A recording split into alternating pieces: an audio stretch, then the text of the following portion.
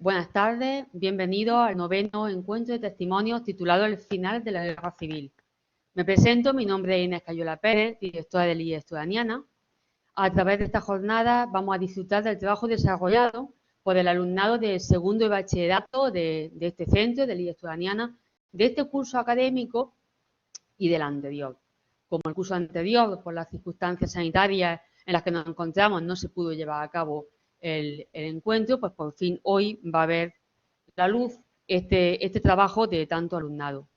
Este proyecto está coordinado, un proyecto educativo, está coordinado por el profesor de Geografía e Historia, Francisco Jesús Martín Milán, en el que, bueno, como los alumnos que estáis aquí esta tarde, ya sabéis, combina la enseñanza y la investigación, consiguiendo que sus alumnos y alumnas aprendan la historia reciente de mano de personas mayores que vivieron la guerra civil en su infancia y afortunadamente pues aún pueden compartir sus testimonios con nosotros.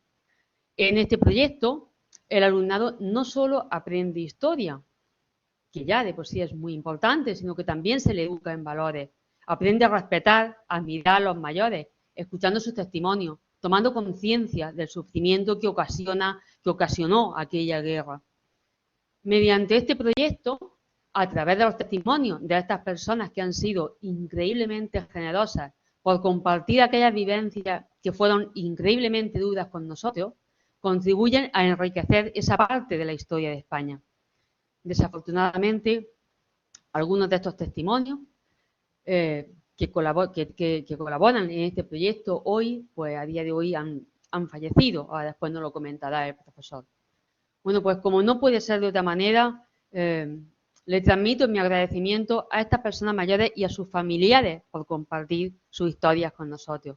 Al Ayuntamiento de Almería y de Roquetas de Mar, a la editorial de Círculo Rojo, por apoyarnos con recursos que hacen posible que se desarrolle este encuentro.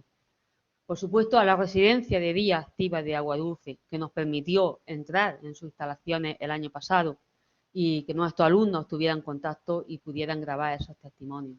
Al ponente, Juan Colomina, por compartir sus conocimientos con nosotros hoy aquí. Y por supuesto también a los medios de comunicación, a La Voz de Almería, Canal Sur, a Interalmería, por dar difusión a este proyecto educativo y que pueda llegar al mayor número de personas. Muchísimas gracias por vuestra asistencia. Me hubiese encantado poder hacerlo como lo hemos hecho años anteriores, de forma presencial, pero bueno, dadas las circunstancias, lo haremos de esta manera, que es el medio que nos permite estar lo más cerca posible y compartir esta experiencia. No me extiendo más y cedo la palabra al profesor y coordinador de este gran trabajo, don Francisco Jesús Martín Milán. Muchas gracias, Inés. Suscribo todas tus palabras de agradecimiento para no ponernos repetitivos y dar paso al encuentro, que es lo que hoy nos reúne aquí. Y quiero tener unas palabras de agradecimiento también para el alumnado del año pasado, del IES Turaniana, sin el cual este proyecto no habría sido posible.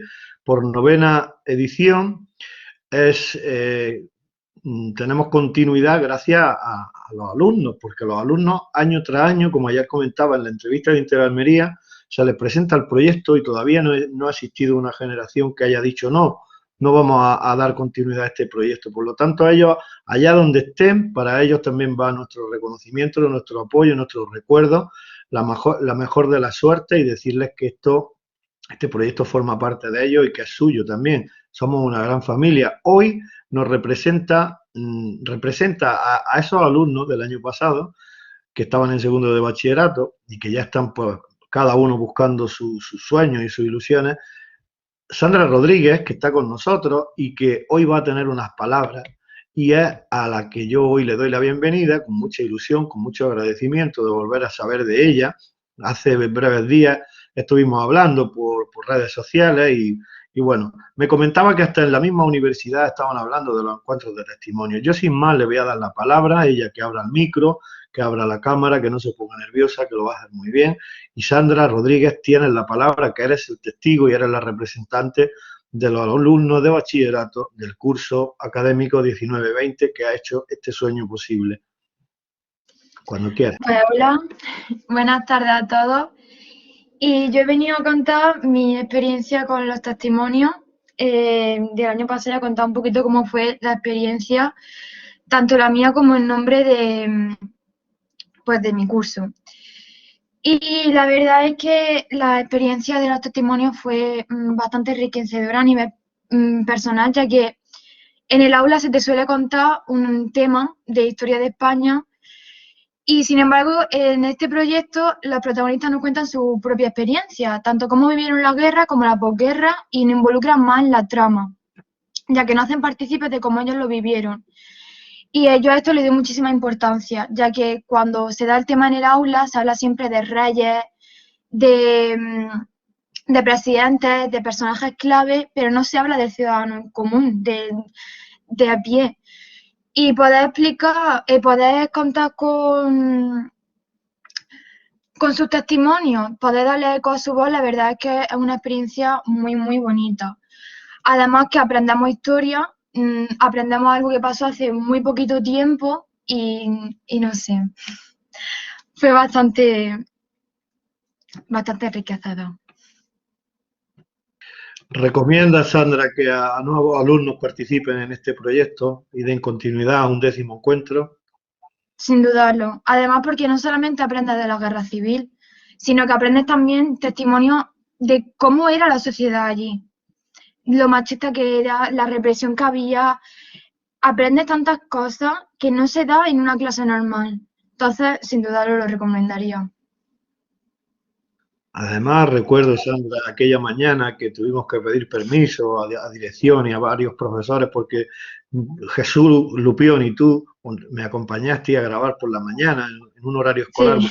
muy hueco el testimonio de Concha Moreno, una niña de la guerra en Granada cuya familia quedó fragmentada porque su padre estaba en la zona republicana y sus hermanos fueron llamados como soldados de Franco, un ejemplo de lo que estaba ocurriendo en aquella España, ¿no? Se estaban fracturando las familias, se estaban dividiendo por los avatares de la contienda.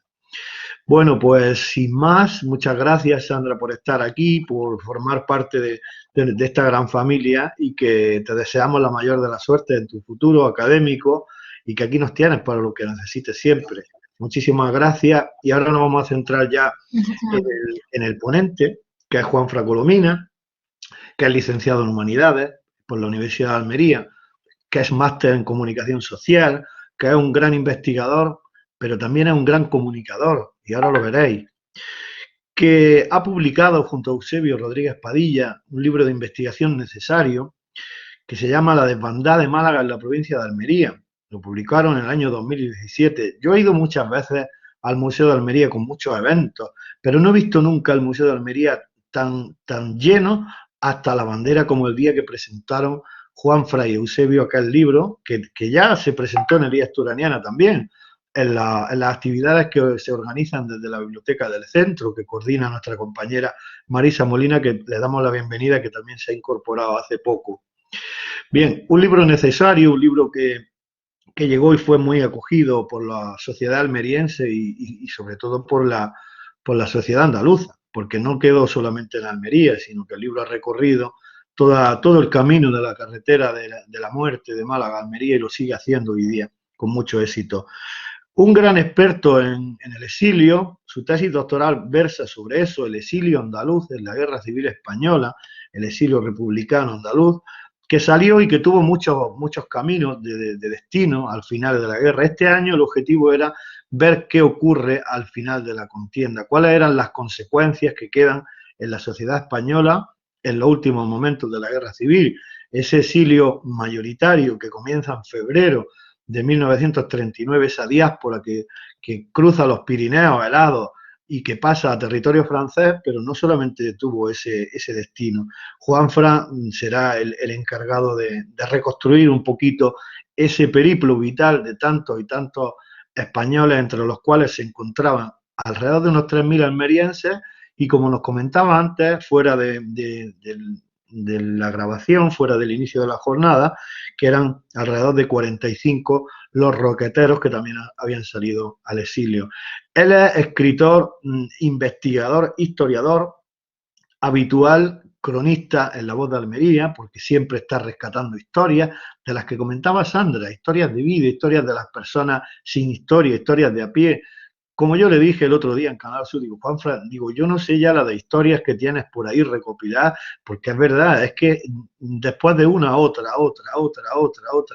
Además, Juanfran ha pilotado visitas guiadas por la Almería de los bombardeos, la Almería de la Guerra Civil, y también ha impulsado una asociación recuperando Memoria Democrática de Almería, de la cual es miembro fundador, y está metido en muchísimas cosas del tema de la memoria. Siempre está muy activo y siempre es una persona a la que se le puede buscar porque siempre la encuentra en estos temas. Está organizando actos de reparación de personas que sufrieron la dictadura franquista, intentando coordinar pues todas las familias y eso está desarrollándolo a través del Ministerio de Justicia del Gobierno de España. Podría seguir hablando de Juanfran, muchísimas cosas más, pero yo no quiero restarle tiempo porque lo que queremos es que nos enseñe hoy pues las condiciones en las que se vivió, las consecuencias que vivieron los españoles, los andaluces, los almerienses, los roqueteros, en definitiva, la sociedad española de los perdedores que tuvieron que purgar con el exilio y que, como decía el otro día en Canal Sur, que se ha hablado mucho del exilio de los intelectuales, de los políticos, que lo hubo, claro que lo hubo, pero él viene a hablarnos, aparte de ese exilio, de otros exilios de personas corrientes, de personas de a pie, de personas cotidianas, ¿no? Y así que yo sin más, yo sí que podría seguir desglosando muchísimos más datos de su inmenso currículum que tiene y de artículos de investigación, pero creo que vamos a abrumar a la gente y lo que quiero es darle la palabra y que disfrutemos de su excelente ponencia, El exilio, memoria y exilio en el final de la Guerra de España. Juanfran, bienvenido a los encuentros de testimonios. A partir de ahora formas parte de esta gran familia y somos todos oídos. Hola a todos. Se nota que Fran es amigo ya desde hace tiempo, ¿no? Porque me ha vendido mejor de lo que soy, pero bueno. Sí, hoy pues vamos a hablar un poquito sobre de lo que versa estos encuentros, ¿no? Que es el final de la guerra y qué pasa con tanta gente, ¿no? Pero antes de empezar, pues bueno, quería dar las gracias principalmente a Fran por invitarme. Siempre he tenido envidia porque he escuchado, no sé si estuve en el primero o en el segundo, pero desde que estaba en el Carmen de Burgos, pues he intentado asistir a todos los encuentros de testimonio. Y vamos, podría echarte yo el piropo a ti, porque la labor que hace desde los centros educativos desde hace mucho tiempo, pues es una labor impagable que incluso supera a veces en importancia a lo que nosotros podemos contar porque un papel, un documento, un expediente no lo pueden decir, ¿no? Y rescatar esos testimonios de esas personas vivas aún. Yo, por ejemplo, que estudio el exilio, me cuesta mucho encontrar gente ya viva que me pueda contar de primera mano esa experiencia, pues muy complicado. Y rastrear todos esos testimonios pues tiene un mérito impagable que los investigadores, yo te cuento a ti, que nos dedicamos a rastrear, son una fuente primaria impresionante. También quiero dar las gracias, por supuesto, a Lies Turaniana y a su directora Inés por invitarme a este encuentro y, por supuesto, a los protagonistas, que no soy yo ni son los exiliados, sino que sois vosotros los alumnos, ¿no? Porque sois los que os estáis formando en un campo que yo como estudiante no hace demasiado tiempo, pero ya hace en el tiempo, yo no sabía lo que era el exilio. Yo di en el instituto la guerra civil de forma muy somera, muy de pasada. Los tiempos, los profesores que estáis aquí seguro que lo entendéis mejor que yo, los tiempos apremian, ¿no? En educación, en la selectividad siempre estáis, y la verdad es que nunca se le va a dar la profundidad a los temas que quizás les gustaría, ¿no? Hoy he visto una foto de Fran en el que ha puesto una lluvia de ideas en una pizarra y he visto que ponía trinchera, Belchite, columna, paseo, Guernica, brigada, Unión Soviética, Franco, sirena, testimonio, refugio. Y me ha gustado mucho ver la palabra exiliado. ¿Por qué? Porque los exiliados seguro quizás hayan sido la parte de la historia de la guerra civil menos estudiada, aunque hay muchísimos estudios sobre ellos ya, sobre su trayectoria. Conocemos perfectamente cuáles fueron los padecimientos que sufrieron en el exilio, ahora veremos algunos de ellos, y os podéis imaginar que no fueron en su mayoría agradables. Pero sí es verdad que cuando hablamos de la guerra civil, del final de la guerra civil, pues bueno, entendemos que pues un bando vence a otro, la represión física, la represión económica, la represión social, pero nunca reparamos en otro tipo de represión, que es el exilio, ¿vale? ¿Qué es el exilio? El exilio es el irte de tu tierra por motivos políticos o ideológicos, ¿no? Estamos hablando que al final de la guerra civil, solo en el año 39, ¿vale? Entre febrero del 39 y marzo del 39, se van entre Francia y Argelia, que en ese momento era colonia de Francia en el norte de África, junto con Marruecos y Túnez. Estamos hablando de que se van al menos 500.000 de personas. Para que veáis una foto fija de la situación, imaginaos que de pronto llegan 500.000 personas del norte de África o de cualquier otro lugar del mundo a una localidad como Roqueta.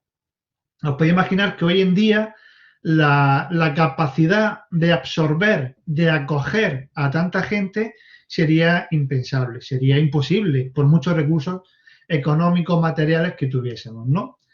Pues imaginaos hace 83, 84 años, en unas condiciones mucho peores, de golpe, sin esperar ese volumen de gente, cómo fue el recibimiento de Francia, ¿no? O sea, para empezar un poco esa foto fija. Estamos hablando de 500.000 de personas.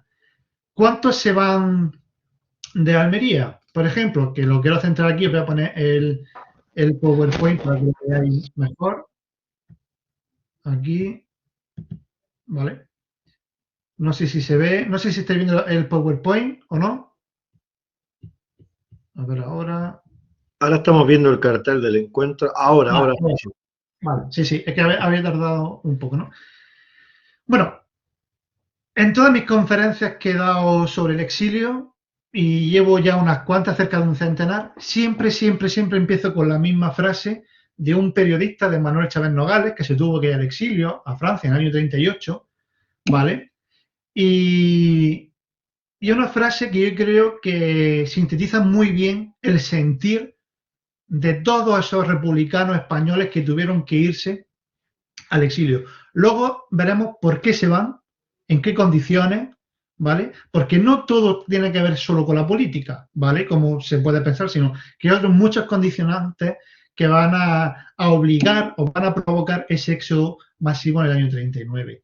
La frase, yo creo que es muy significativa. Dice: el exiliado, el sin patria, es en todas partes un huésped indeseable que tiene que hacerse perdonar, a fuerza de humildad y servidumbre, su existencia.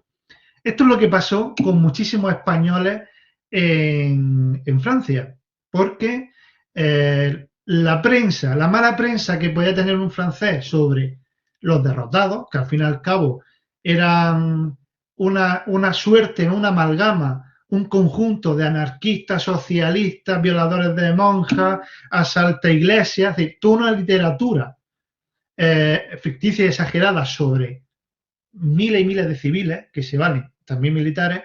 Eso va a crear una imagen sobre el republicano español que va a ser muy difícil de tratar por parte de la administración francesa, por parte de los medios de comunicación franceses en ese momento, prensa y radio, porque no había otro medio de comunicación, y también entre la propia población, ¿vale? Pero ahora veremos cómo va evolucionando la visión de todas esas personas, de todos esos, de la administración, de la prensa, en la imagen que se van a dar y, por tanto, en el trato que se van a dar a tanto y tanto exiliados, ¿vale?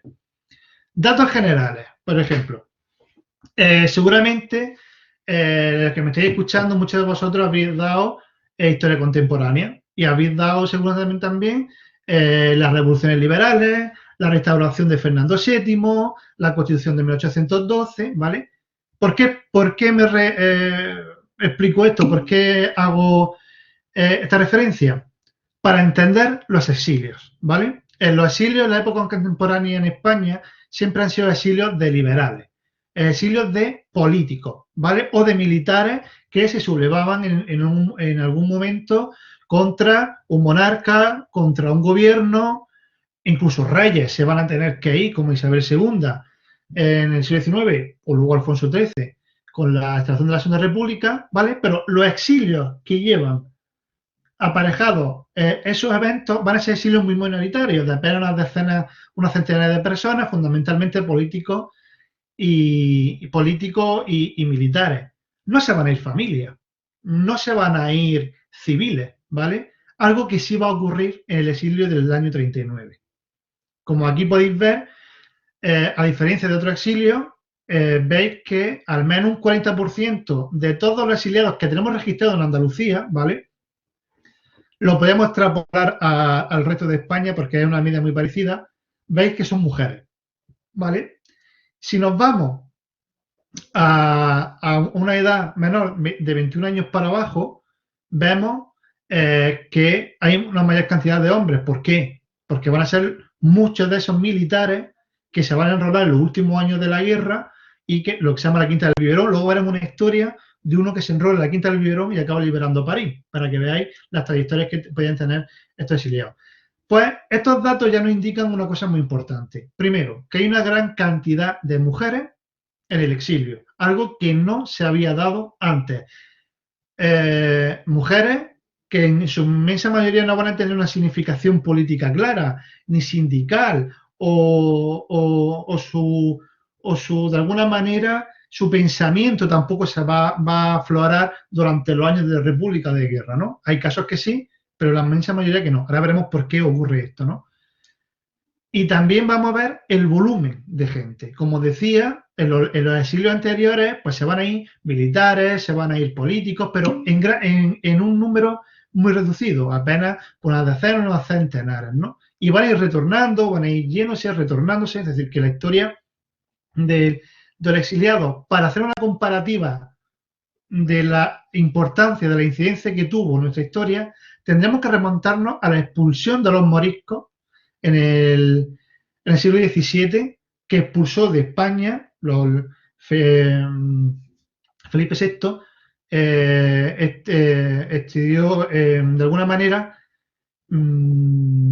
expulsó fuera del país a 300.000 moriscos, ¿vale? Que nos podía dar, ahí sí fueron familias enteras, que se fueron al norte de África, que fueron expulsados de las Pujarras, de Valencia, de Aragón, ¿vale? En una operación política que se hizo en la Edad Moderna y que es el único hilo que podríamos tener en cuanto a volumen y a sociopolítica de la gente que se fue a ese exilio, a esa expulsión, ¿no? Por tanto, esa es la fotografía que tenemos del exilio republicano español, en este caso del andaluz, pero que estos datos, estos porcentajes los podemos extrapolar sin ningún tipo de problema al resto de España. Incluso otras comunidades autónomas como es Valencia o Murcia va a tener un número mayor de porcentajes de civiles y de mujeres en el exilio, ¿no? Esto ya nos va a indicar también por qué tanta y tanta gente se va a exiliar, no solo por motivaciones políticas, luego lo veremos.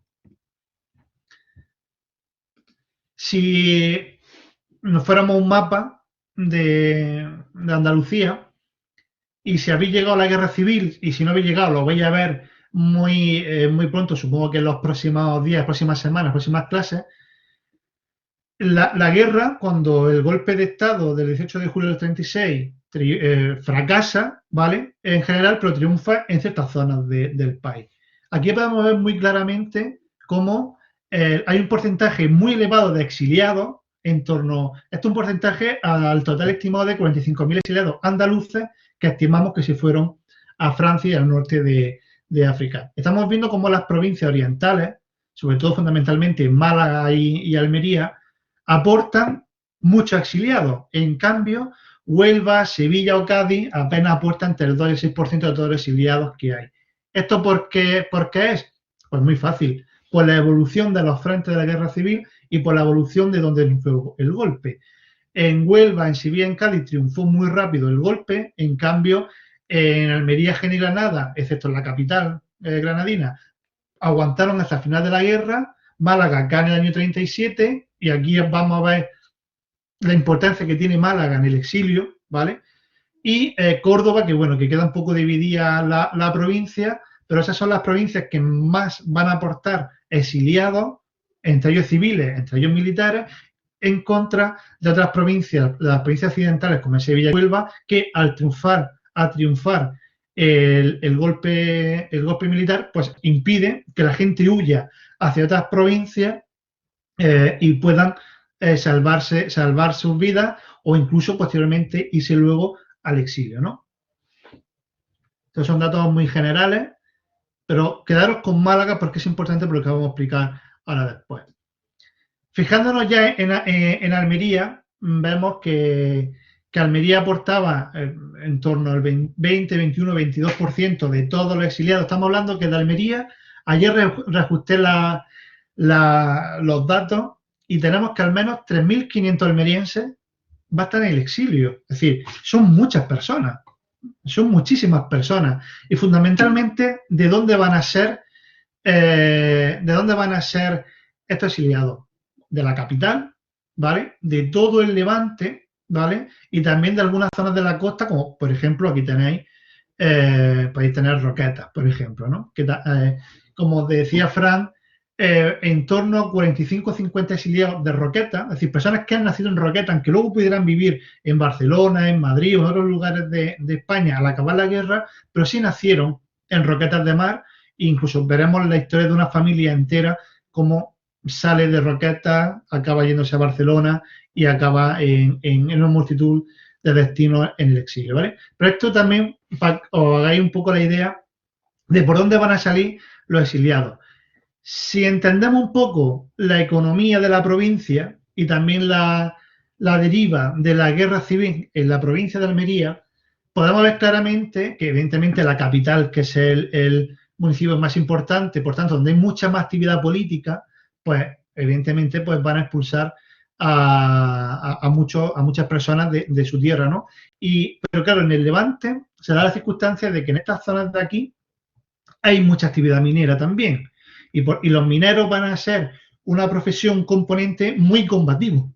Durante la guerra civil, en el golpe, van a bajar muchísimos mineros de todas estas zonas de aquí, incluso también de la Alpujarra, a parar el golpe el golpe militar en la capital, ¿no? En los días de julio de la capital. Y eso también va a provocar que se alisten luego en el ejército y que incluso los que no se han alistado en el ejército, por su mera supervivencia, por ese compromiso que tuvieron con la República o por sus acciones, tuvieran que irse al exilio, ¿vale?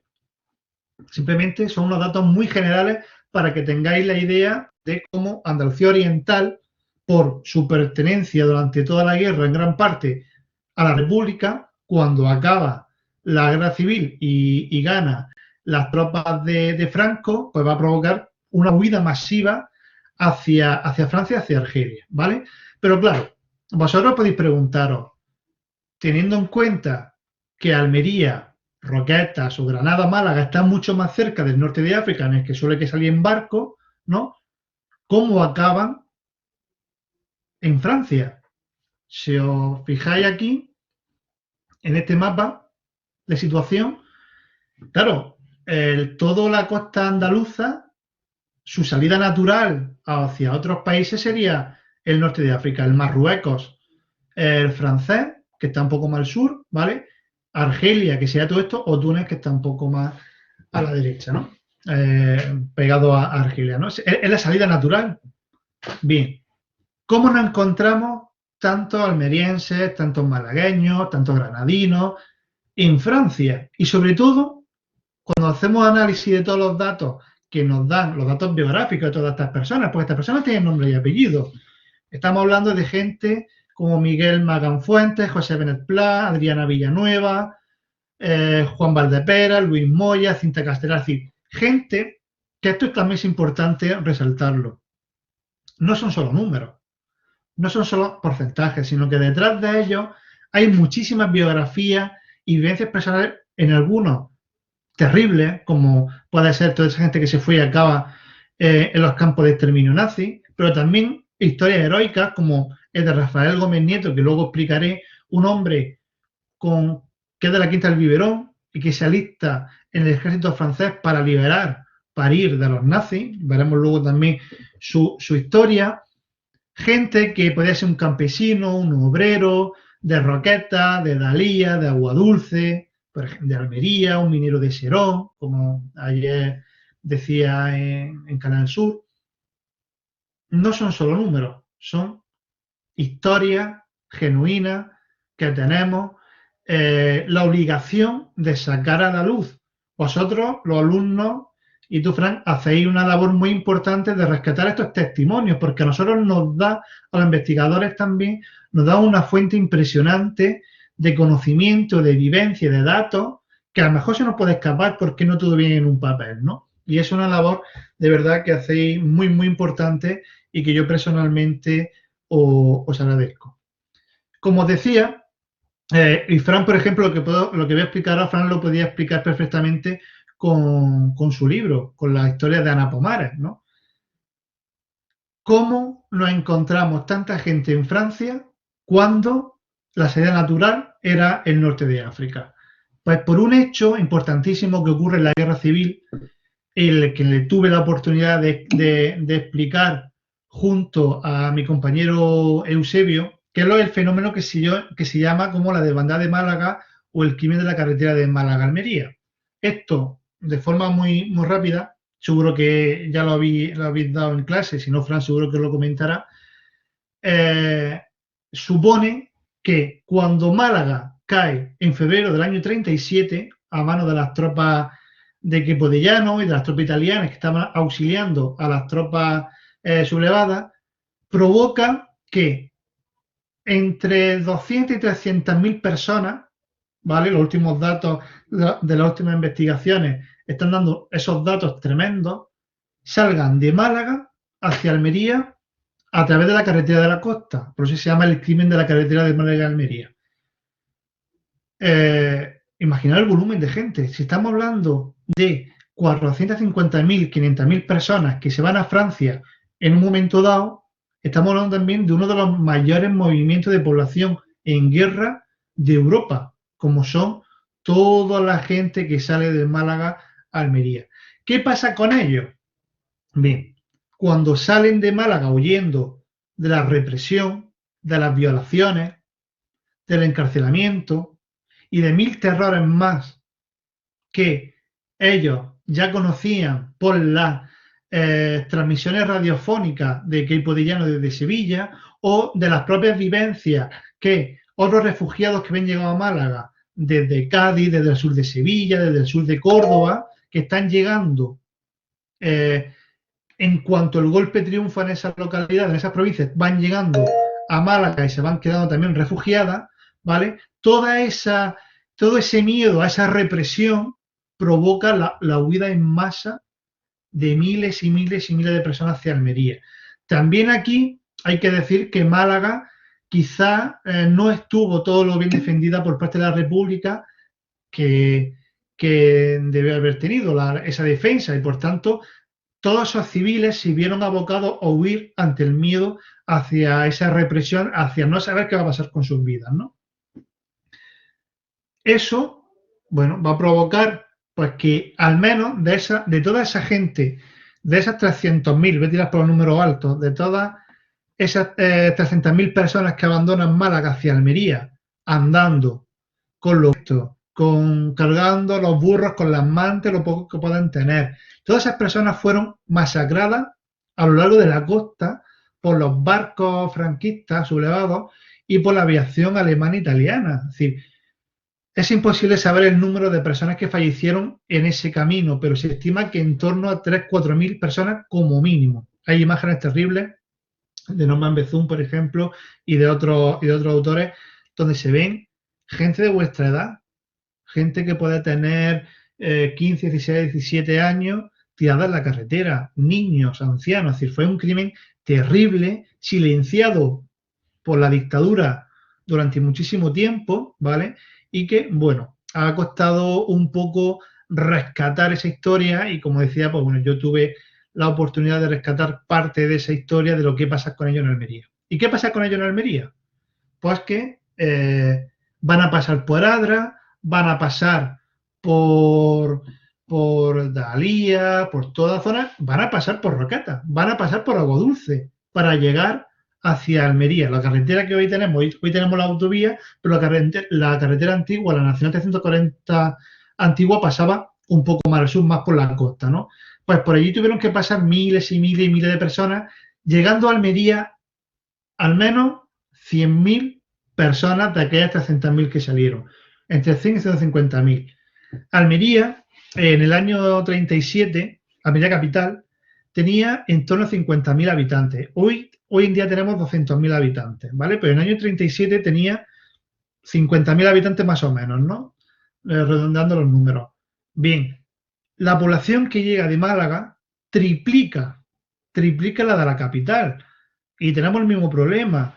¿Cómo se acoge a tantas y tantas personas en un momento en el que hay una guerra de por medio, hay escasez de alimentos, hay escasez de material, la gente, bueno, de alguna manera está intranquila por lo que está pasando, el frente se queda en Motril, a muy poquitos kilómetros de la frontera con Almería, y la gente que está aquí de Málaga, cuando llega a Almería, va a ser bombardeada por la aviación nazi, va a ser bombardeada por la aviación italiana, va a ser cañoneada por barcos.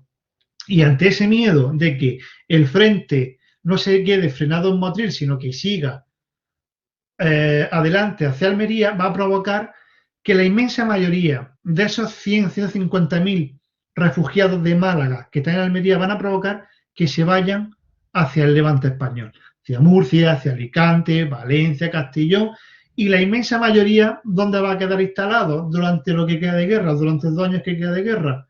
En Cataluña. Por eso nos vamos a encontrar tantos malagueños, pero también tantos granadinos y tantos almerienses, entre ellos mucha gente de Roquetas, en Francia en el 29. ¿Por qué? Porque ese efecto llamada, ese efecto miedo a que el frente siga avanzando, va a provocar que también que muchas familias de Almería decidan irse hacia zonas más seguras. En ese momento era Cataluña. En Cataluña el frente estaba muy lejos, el frente del año 27 estaba en el norte, estaba muy alejado todavía de Aragón, ¿vale? Y bueno, es una zona de retaguardia relativamente segura, donde ya había muchas familias de Almería y de otras provincias de Andalucía desde años antes porque se habían ido por la emigración económica, ¿no?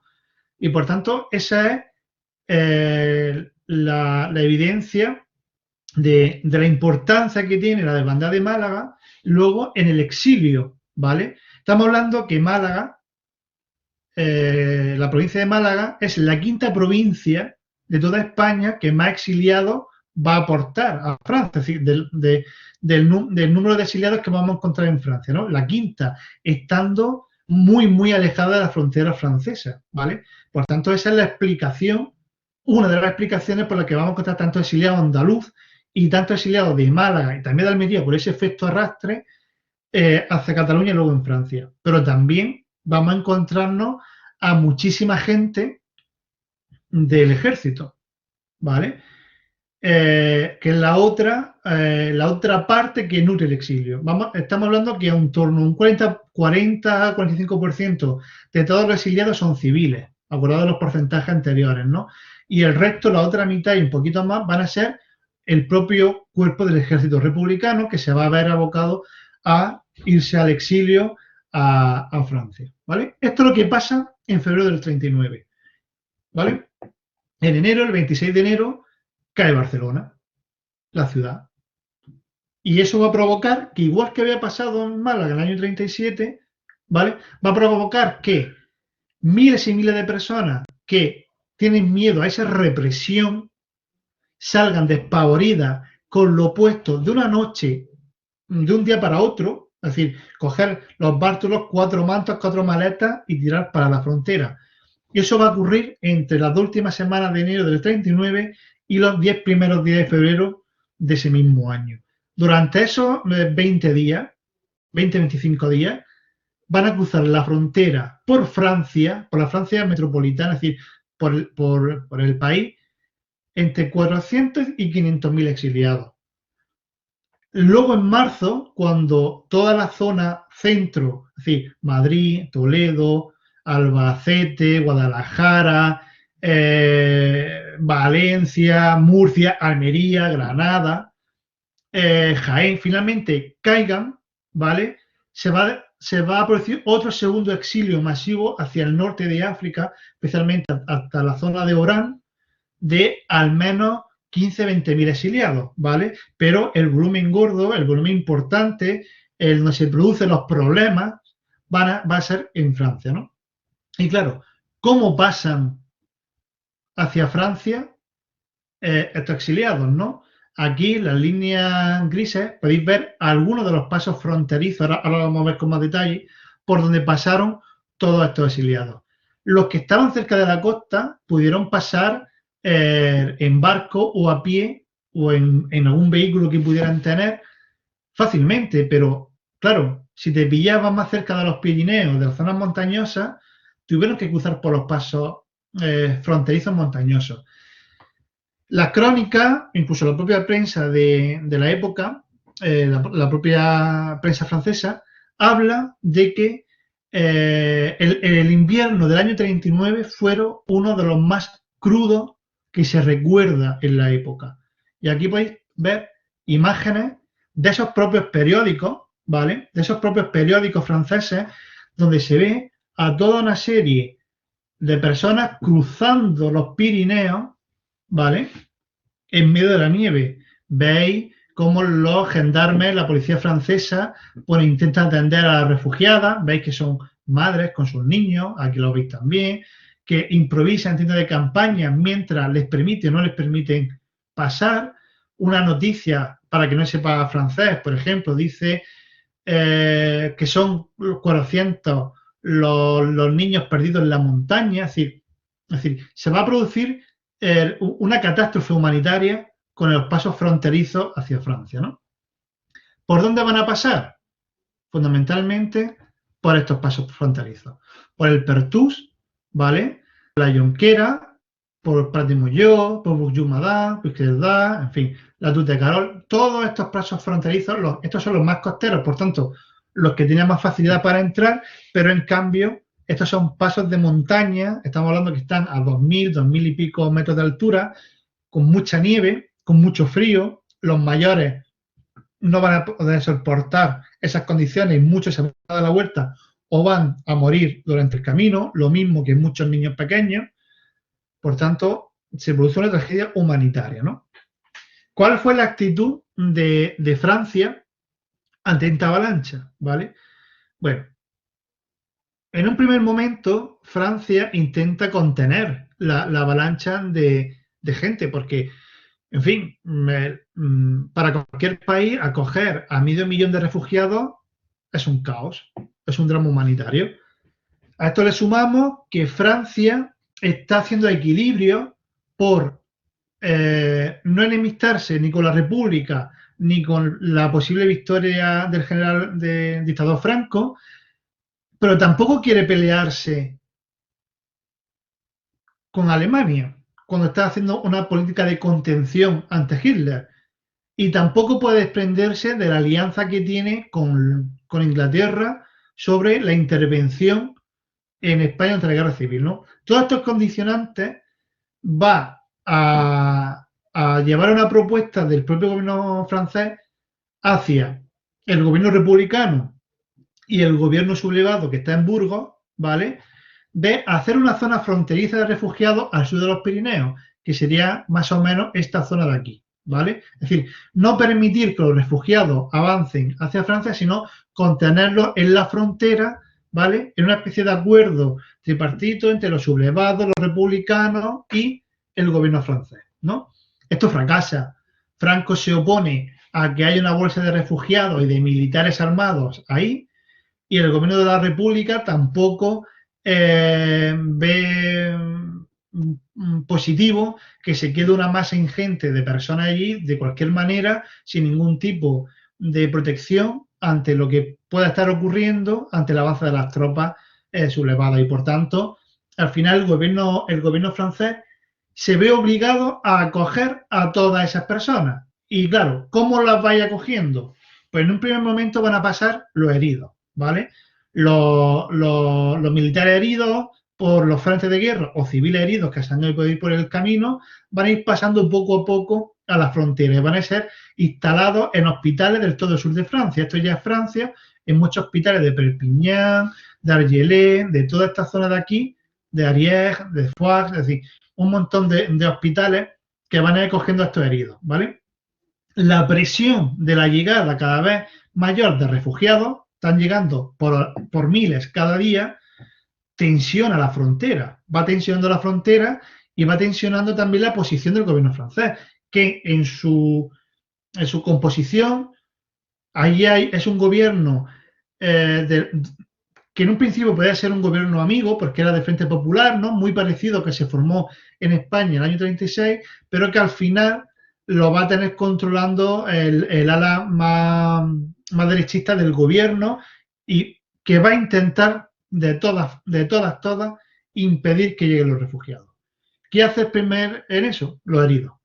¿Qué hace después? Intentar repatriar a esa gente que ha pasado la frontera, fundamentalmente civiles, porque hasta el final del año de enero del 31 y 1 de febrero no va a dejar Francia pasar a los militares, porque lo último que ellos quieren tener tropas de otro país dentro, aunque estén desarmadas, no los va a querer y ya veremos por qué, ¿vale? Acoge a los civiles y estamos hablando que ya en el final del mes de enero pasan de golpe 230.000 personas que van a ser distribuidas luego por toda Francia, ¿vale?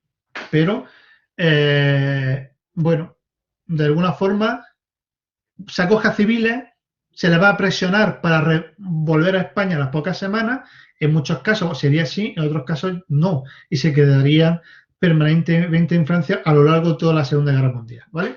Y finalmente, ante el conocimiento que tiene Francia de lo que está ocurriendo en la retaguardia, es decir, el avance por toda la costa y por Lleida de las tropas franquistas y la masacre que se está llevando a cabo con los fusilamientos en caliente, los juicios sumarísimos y la represión en general que se está llevando, finalmente obliga porque hay mucha presión también social por parte de muchos ciudadanos de Francia y por mucha élite francesa, desde la política de izquierda hasta la iglesia francesa, hasta las organizaciones caritativas, hasta los organismos de protección a la infancia que se crean para socorrer a los niños de la guerra. Todos esos agentes de presión va a provocar que Francia finalmente abra la frontera y el 10 de febrero se cierra y se hace un recuento de personas.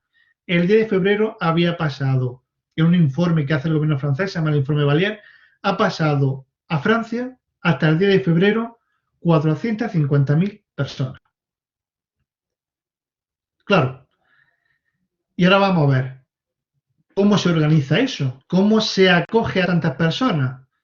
Personas que son civiles, familias, militares, heridos, partidos políticos, sindicales, agentes del gobierno republicano, personalidades, médicos, literarios, diputados, en fin, una amalgama de gente que es muy difícil de alguna forma de acoger, ¿vale?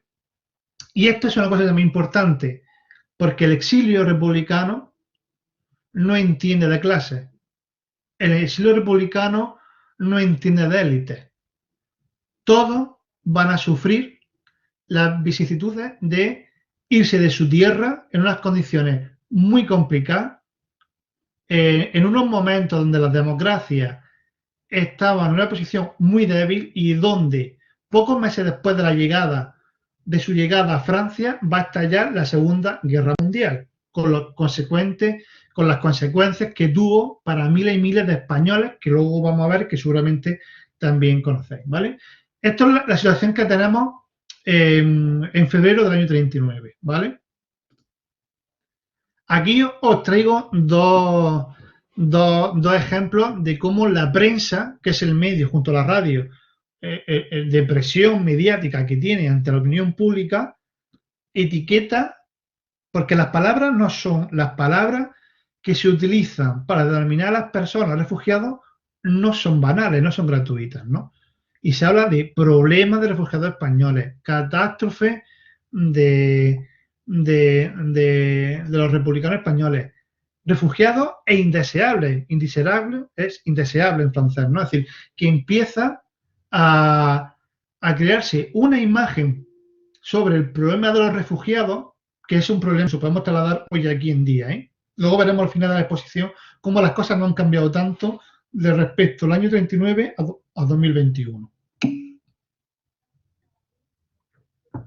Pues esta es la imagen que quiero que os quedéis con el año 39, ¿vale? Esa llegada masiva de gente en unas condiciones muy lamentables. Podía tener aquí miles y miles de imágenes de periódicos, de fotógrafos, en fin, de que nos puedan la magnitud del drama humanitario que se crea. Ese es el primer drama. ¿Cuál es el segundo drama que se...? Bueno, el primero es perder la guerra. El segundo es irse de su tierra. Y el tercero es la diáspora que ocurre en Francia.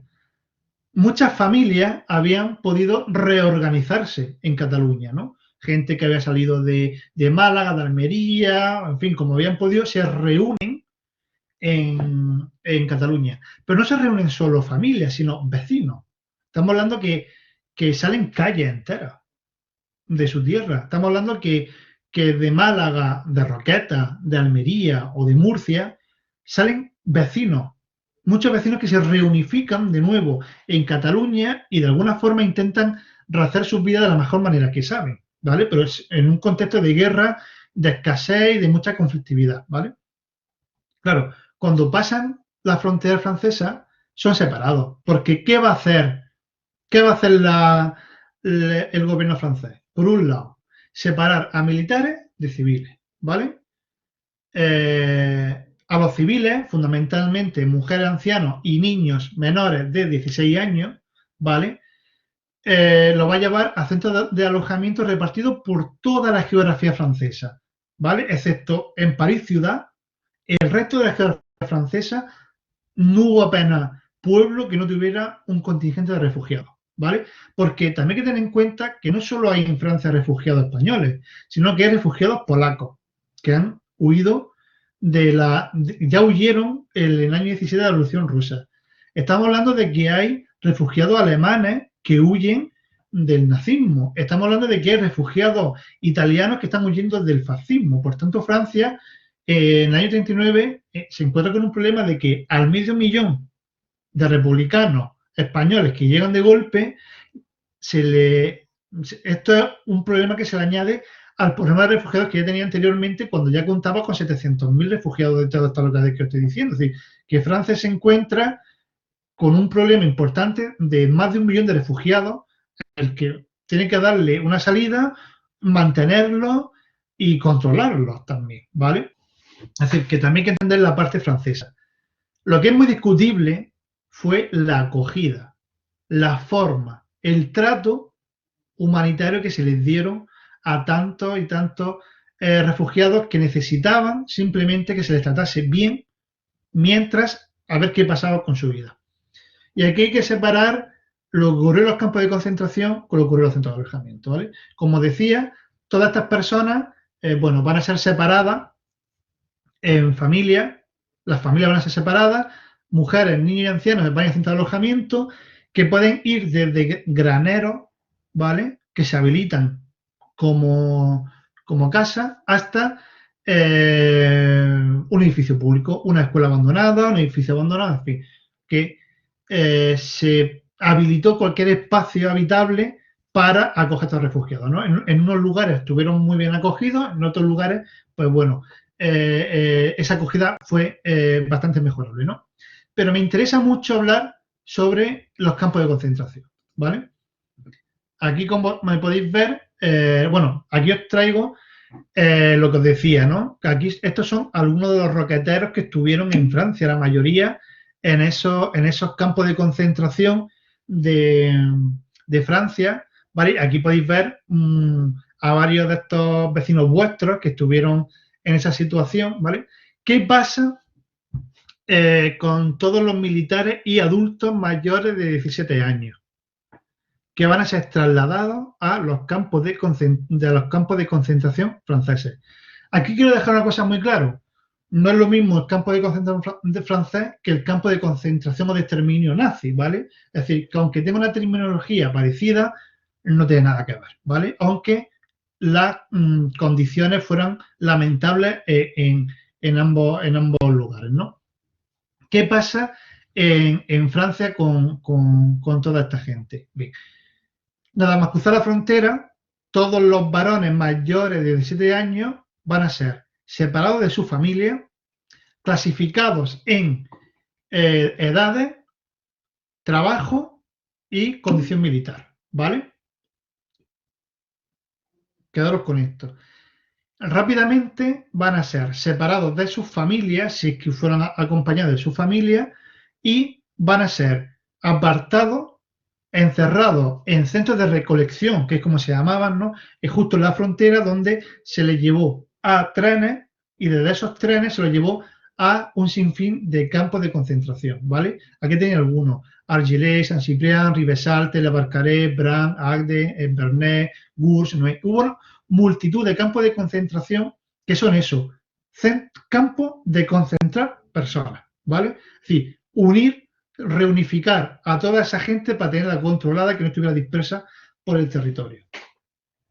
Claro, esa unificación, esa reunión, esa concentración de personas se puede hacer de muchas maneras, ¿vale? Y en unas condiciones muy diversas. ¿Cómo fueron esa acogida? Pues, por ejemplo, aquí tenéis una foto que yo creo que es bastante ilustrativa, ¿no? Estas son columnas de soldados y de civiles, ¿vale? Aquí incluso encontramos mujeres en los primeros momentos encerrados en estos campos de concentración. ¿Cómo eran estos campos de concentración? Pues imaginaros la playa de Roquetas, ¿vale? Ya que estamos hablando de Roquetas. Imaginaos que se desaloja toda la gente que pueda haber cerca, ¿vale? Y toda la playa se ponen palos de madera y kilómetros de alambrada, ¿vale? Y que dentro se mete gente. Pues eso fue la acogida que Francia le dio a los republicanos españoles en las primeras semanas. Concentrar a miles y miles y miles. Estamos hablando que el campo de Argelès llegó a albergar a 20.000 personas, el campo de Bran a 15.000, el campo de Saint-Cyprien a 22.000.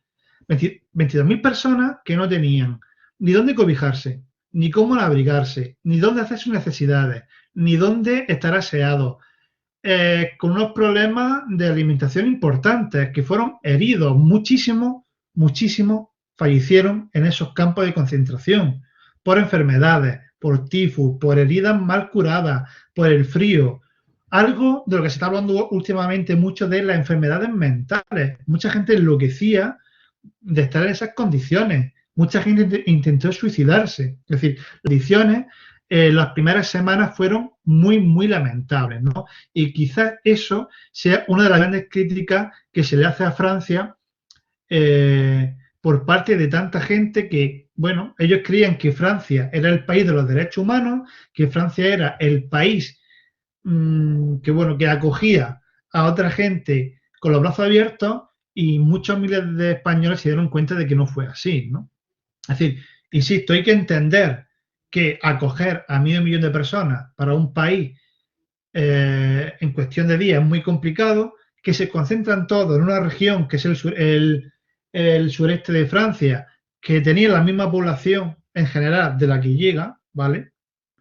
Y que, claro, y que en una situación prebélica es muy complicada de gestionar, pero eso no justifica el trato que se dieron durante las primeras semanas a tantos republicanos españoles. Es verdad que luego, conforme fueron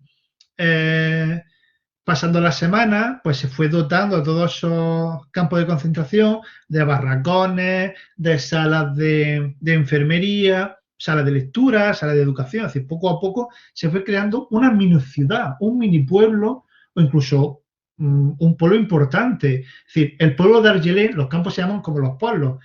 El campo de Argelès llegó a multiplicar por 20 la población que había en los pueblos. Es decir, imaginaos el volumen y la dimensión de este drama humanitario, ¿no? Y aquí estoy viendo algunas imágenes, pero podéis ver otras, por ejemplo, de cómo las familias son separadas dentro del propio campo de concentración y las familias tienen que verse a través de la alambrada.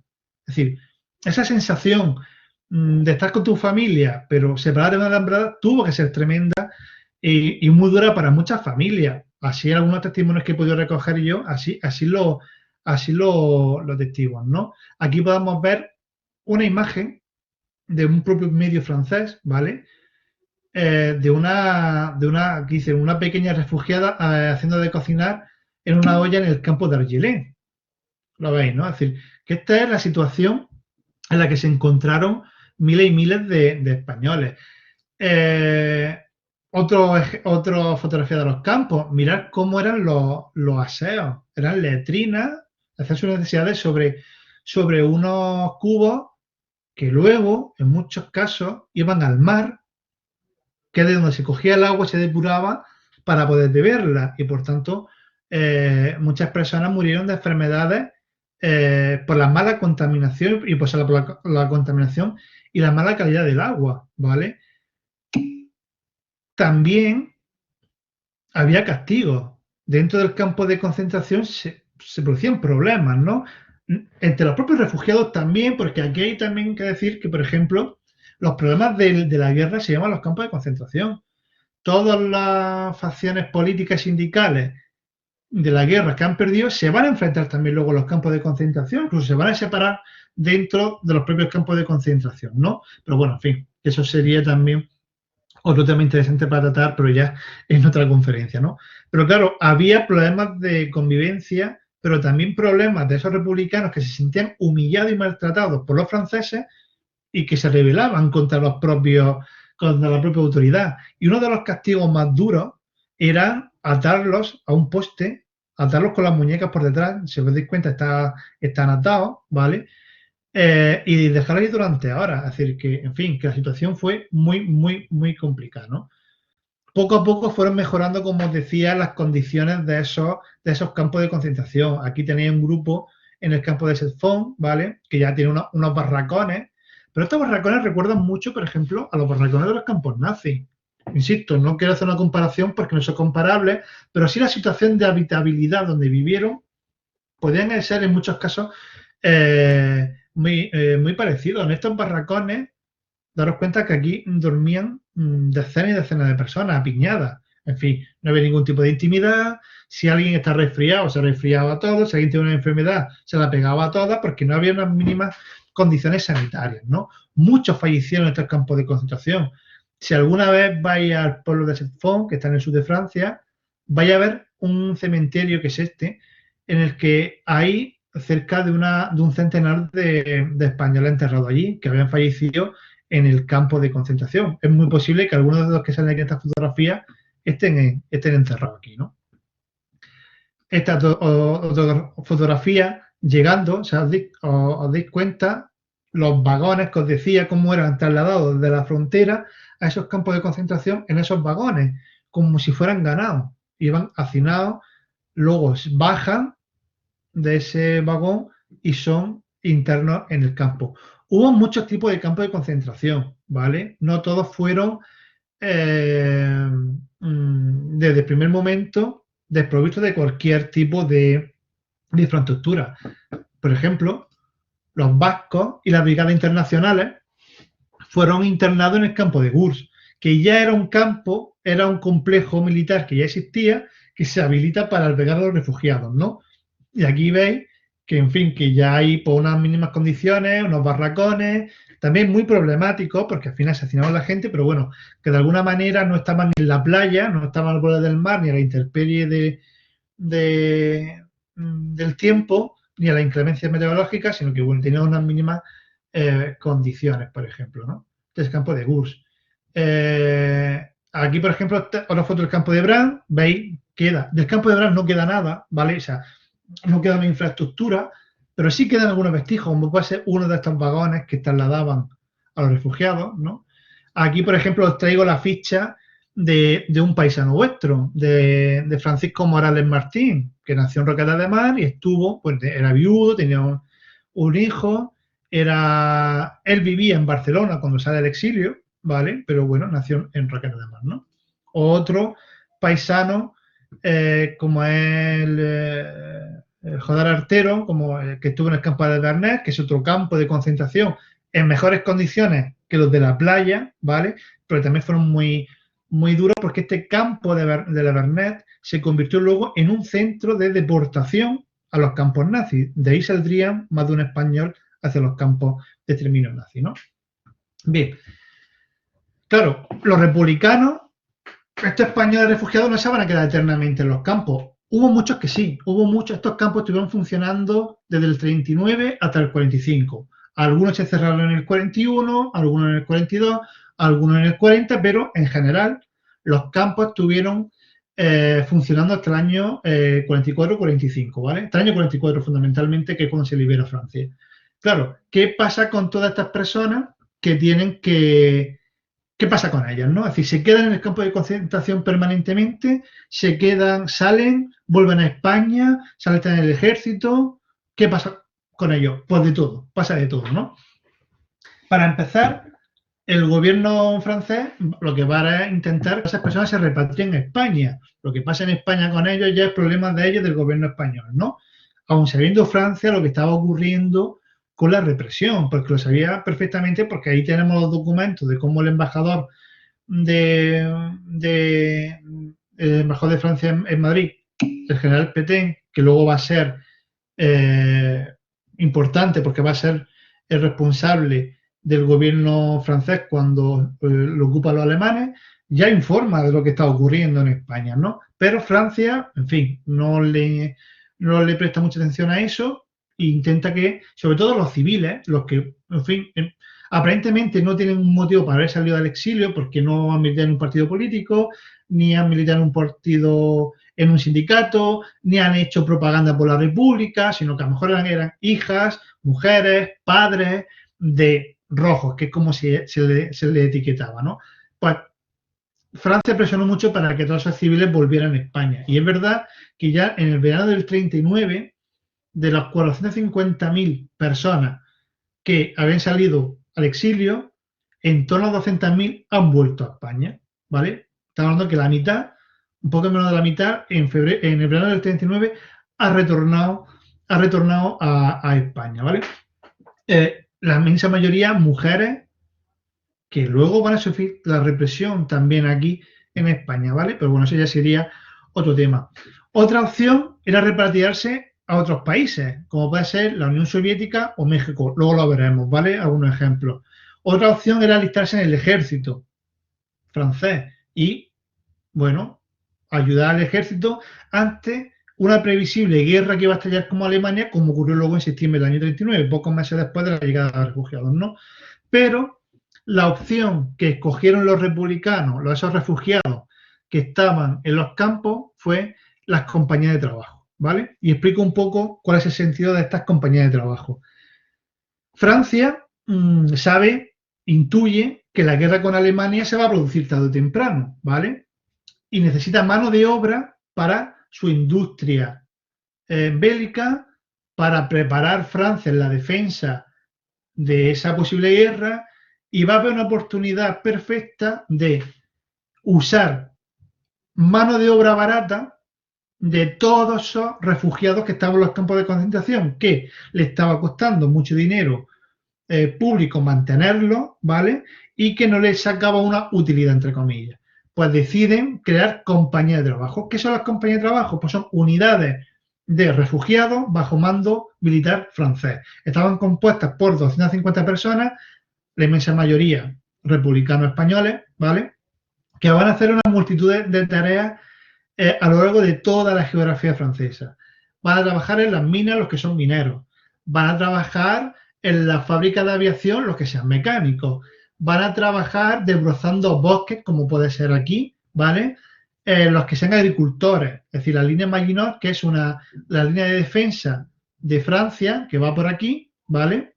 Por aquí, más bien, ¿vale? Porque se preveía que Alemania, que es esto, atacar a Francia por aquí. Entonces, ellos fortifican toda esta zona de aquí, que es lo que se llama la línea Maginot, que ya había funcionado en la Primera Guerra Mundial, y que utilizan, pues utilizan toda esta mano de obra barata que van a ser los refugiados españoles, ¿vale? Esa es la mayoría de salida. Estamos hablando que al menos unos 25 o 30 mil refugiados españoles van a trabajar en las compañías de trabajo. Y luego vamos a pasar qué pasa con ellos, porque va a ser importante a la hora de explicar qué pasa cuando estalla la Segunda Guerra Mundial. ¿Y qué pasa cuando estalla la Segunda Guerra Mundial? Que, en fin, se inicia un nuevo infierno para los republicanos, ¿no? Los republicanos, todos estos refugiados en Francia, van a ser hombres y mujeres que van a vivir entre dos guerras, de la Guerra Civil Española y la Segunda Guerra Mundial. Y van a ser víctimas de las dos guerras, pero también van a ser héroes de las dos guerras, ¿no?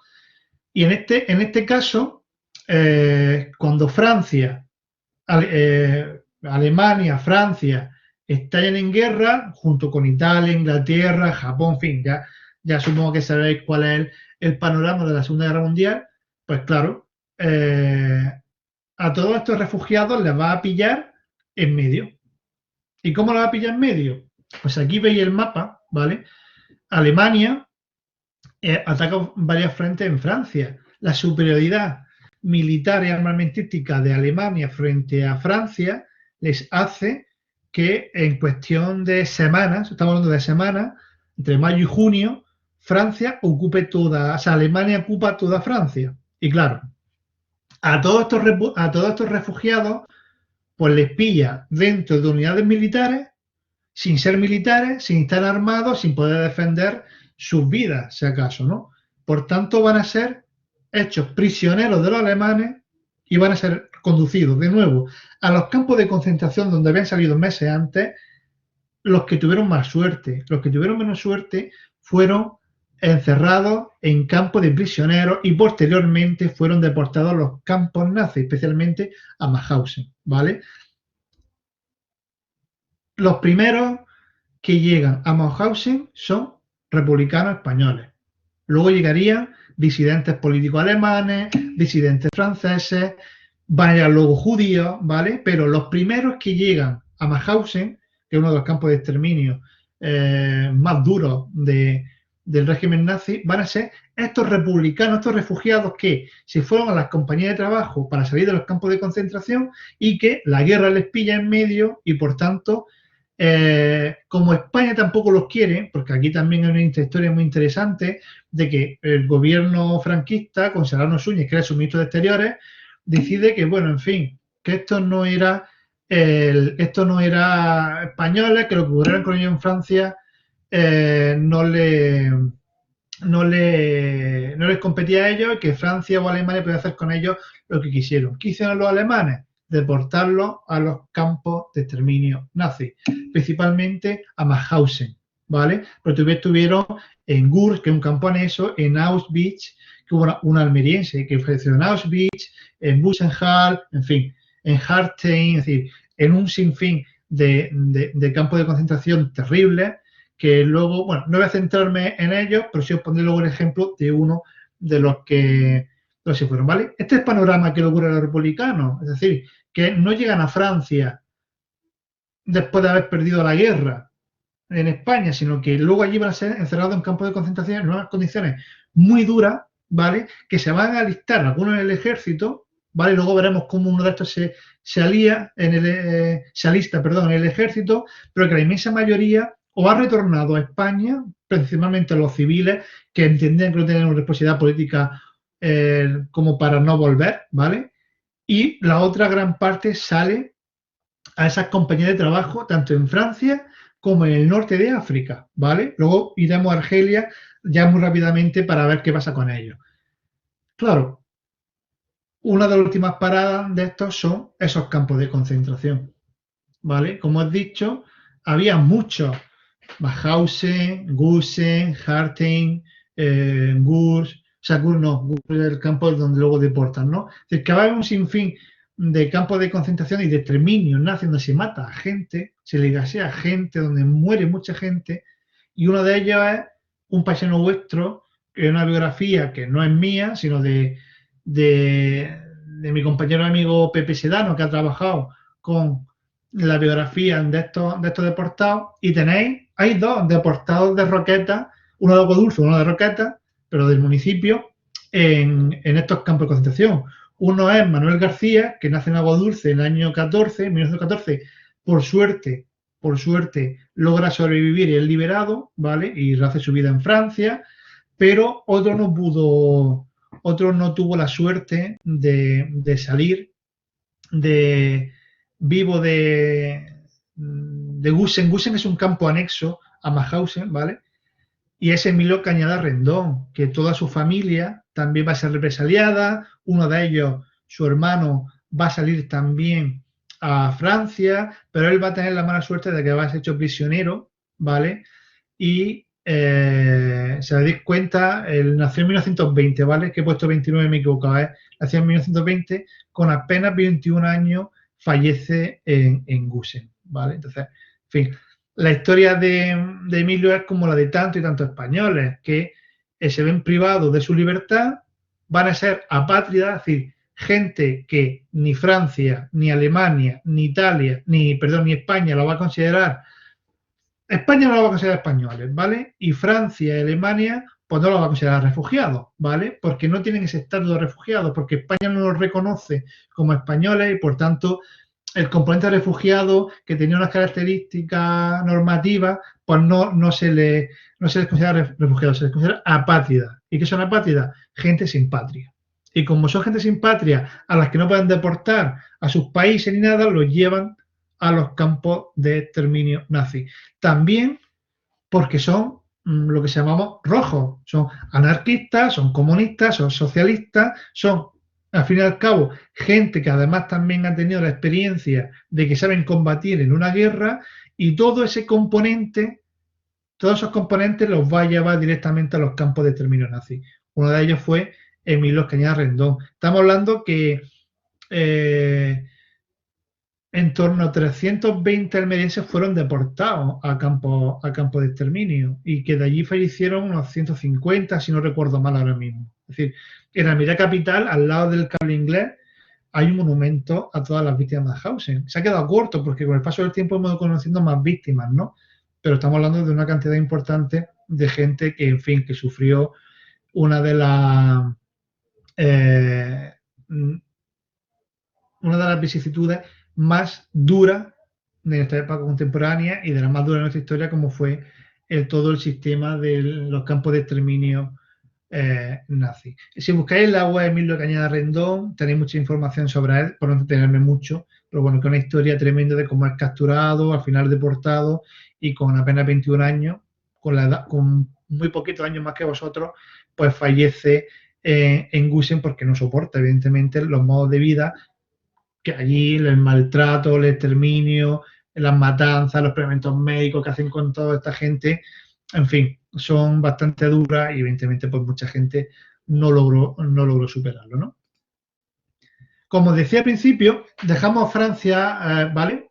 Nos vamos ahora a otro lado del mundo. Esto es lo que ocurre en Francia de forma general, ¿vale? Campo de concentración, salida de estas compañías de trabajo, deportación a los campos nazis, ¿vale? Luego en Francia también va a haber muchos españoles que se van a alistar en la resistencia francesa, que es estos grupos que se esconden en las montañas y boicotean todo lo que pueden, todas las operaciones nazis, revientan trenes, hacen emboscadas y tal, y ahí los españoles, muchos refugiados, van a ser importantísimos para poder derrotar o ir derrotando en pequeñas partes de Francia a los nazis entre el año 40 y el año 44, ¿vale? Van a ser fundamentales para ir boicoteando todas esas operaciones que al fin y al cabo suman apoyo cuando en el año 44 los aliados invaden Francia y liberan Francia, ¿no? Ahora veremos uno de aquellos héroes. Otros que salen también para Francia, en este caso no la metrópoli, no Francia país, sino sus colonias, es Argelia. Como decía, muchos van a salir hacia Argelia, ¿no? Aquí tenéis, por ejemplo, listados de por ejemplo, de Granada, de Madrid, pero hay muchísimos almerienses que salen hacia Argelia.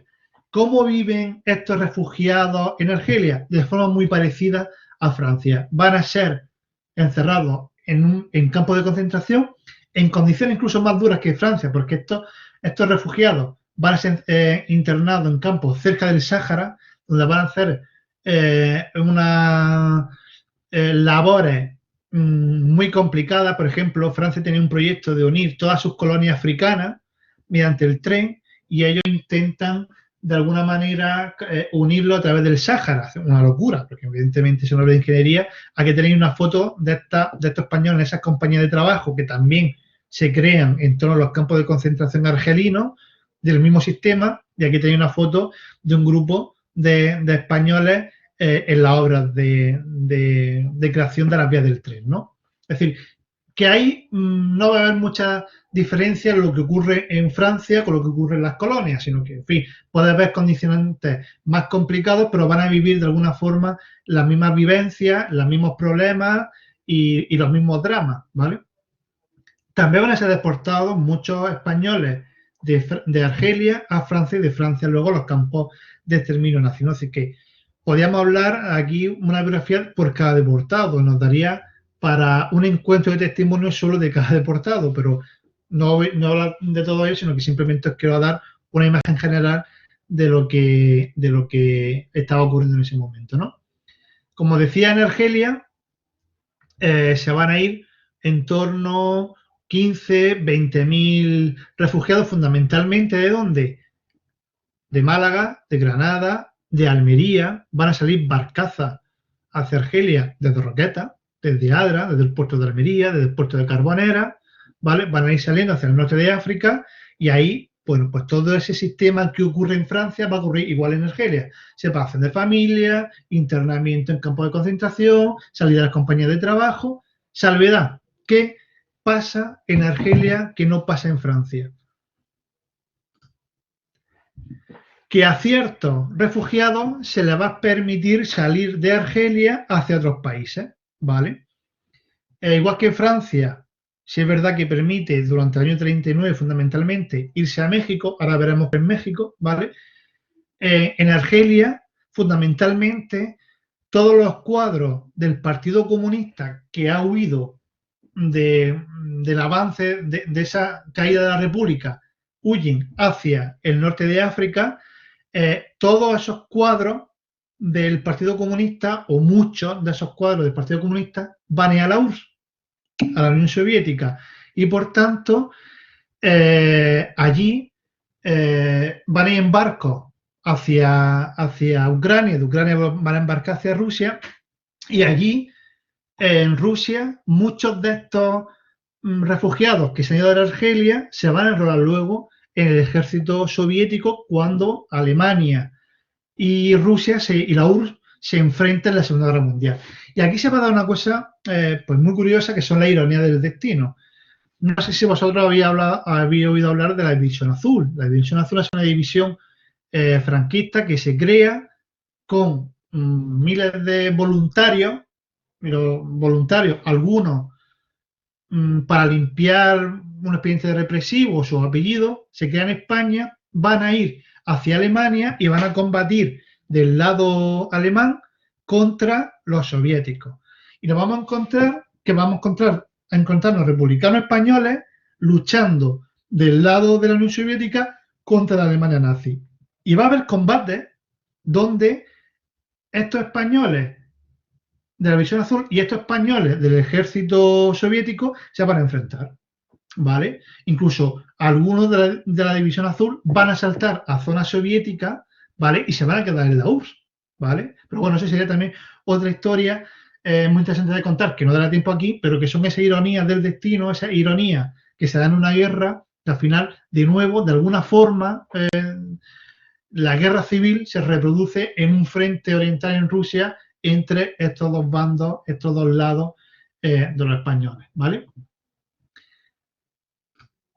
Otra de las grandes salidas, y ya con esto ya voy terminando, porque quiero terminar con la historia de un roquetero, no de nacimiento, pero sí de que toda su familia era de allí. ¿Qué pasa también con otros tantos y tantos de miles de refugiados que están en Francia, también en el norte de África, en Argelia y en Marruecos, que no se quieren quedar en Francia, temen lo que pueda ocurrir con la Segunda Guerra Mundial, no se quieren quedar en el norte de Argelia tampoco, ni en la propia Francia, por las condiciones en las que están, ¿vale? Prefieren irse a otro país y tampoco quieren volver a España. Y por tanto prefieren irse a otro país. El país que se mantiene fiel a la República desde el primer momento y hasta el año 75, cuando llega la democracia a España, ¿vale? Es México. México va a acoger en torno a 20-25 mil refugiados de toda España, ¿vale? Que se encuentran en Francia y que, bueno, deciden irse a México. ¿Por qué a México? Primero porque tenemos lengua común, tienen una cultura común. Ya había emigración económica hacia México, ¿no? Y a eso se le añade, pues, que México fue un país amigo con los refugiados, con los republicanos. España, la sociedad española tiene una enorme deuda con México y con su presidente Lázaro Cárdenas, que son de estas figuras que se disuelven en la historia, pero que deberíamos darle la importancia que tiene. Y México, entre el año 39 fundamentalmente, pero luego también el 40, 41, 42, porque van ahí muchos barcos desde Francia y desde el norte de África hacia México, va a acoger, como decía, a muchísimos refugiados de España que jamás volverían a España, ¿vale? Que harían su vida en México, se casarían en México, tendrían su familia en México y morirían en México. O sea, muchísimas personas que abandonaron su país en el año 39 no volverían jamás a su país, sino que morirían en la URSS, morirían en Francia, morirían en México, fundamentalmente también en Argentina, en Chile, en Estados Unidos, en Centroamérica, Colombia, Venezuela. Es decir, hubo muchísimos países en los que hubo muchísimos refugiados que salieron de Francia hacia Sudamérica, ¿no? Es decir, este es otro de los destinos que van a acoger los refugiados españoles, porque las condiciones de vivir en Francia, en campos de concentración, separación de familia, una lengua que no conocen, una cultura que les es ajena, el miedo a que sean deportados a España, no quieren alistarse en el ejército porque están cansados de guerra, al final deciden alejarse, irse a México y hacer su vida de la mejor manera que supieron y pudieron. La verdad es que la mayoría pues prosperó,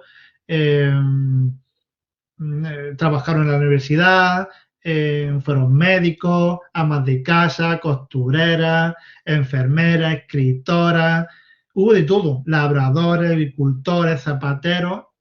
Ese exilio del año 39 que sale hacia Francia es el mismo exilio que luego se dirige hacia México en gran cantidad. Entonces México lo vamos a encontrar que es el segundo país que va a acoger a más refugiados de España, ¿vale? Francia y México van a ser fundamentalmente los dos grandes países de acogida de refugiados, con todas sus diferencias, vicisitudes, con todos los problemas que hemos estado viendo, pero al fin y al cabo también hay que agradecer a esos países que acogieran, podemos discutir su modo de acogida, pero que acogieron durante muchísimos años, durante muchísimas décadas, a todos estos refugiados que salieron hacia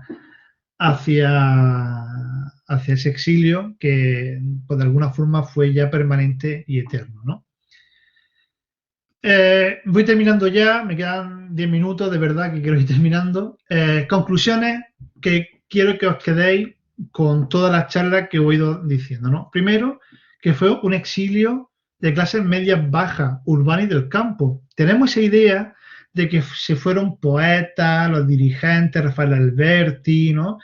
Antonio Machado, pero se fue un campesino de Sorba, un agricultor de Roquetas, un labrador de Málaga, una ama de casa de Madrid. Es decir, se fueron gente corriente que muchas veces están en los márgenes de la historia, que no nos ocupamos de ellos, que no nos ocupamos de estudiar sus casuísticas, cómo viven, ¿vale? Sino que nos centramos en la biografía de las grandes personalidades y a veces se olvidan que después de una guerra hay muchos damnificados y que muchos decidieron irse y que muchos eran simplemente gente corriente, como cualquiera de nosotros, maestros, gente de vuestra edad, de 15, 16, 17, 18, 19 años, que salen huyendo de la propia represión y de un futuro incierto que tenían aquí, ¿vale?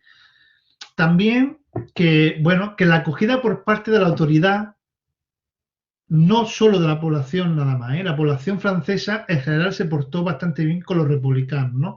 Pero sí es verdad que la autoridad francesa fue muy fría, cuando no cruel, en muchos de los aspectos de esa acogida en Francia, ¿no? Que se produce una diáspora familia, ¿vale? Que esos campos de concentración donde se acogen a la gente nunca estuvieron acondicionados las primeras semanas, sino que van a ser, cuando pase el tiempo, construidos por los propios refugiados dentro de los campos de concentración. Se daban los listones y el material y ellos mismos se construían los barracones, ¿vale? Y que finalmente, durante el año 39 y el 44, se va a producir una gran diáspora por todo el interior de Francia, para empezar, y luego por toda Europa. Va a haber los niños de la guerra de la Unión Soviética de Bélgica, o va a haber colonias de niños en Inglaterra, los refugiados que hay en Francia, México, Argelia. Va a haber gente que va a luchar en la guerra civil, que va a luchar en la Segunda Guerra Mundial y que va a luchar luego del lado de Francia en Indochina, allí en Asia. Es decir, que van a tener trayectorias muy, muy variadas y muy amplias, ¿vale? Pero que fundamentalmente se dispersaron por Francia y por Sudamérica, principalmente México y otros países como Chile o Argentina, ¿no? Que va a terminar con la historia voy a ser muy breve, de una persona que nace en Adra por circunstancias, aunque toda su familia es de Roquetas de Mar, y que ayudó a liberar París, ¿vale? Es decir, seguro que conocéis la historia de la 9, ¿vale? La 9, la novena, es una unidad militar compuesta fundamentalmente por españoles, ¿vale? Que se alistan en el ejército francés, en la parte del ejército francés que consigue salvarse de la invasión nazi, que huye a Inglaterra y luego a sus colonias francesas para iniciar la reconquista de Francia, y que, bueno, esta unidad va a estar compuesta por muchos españoles, muchos.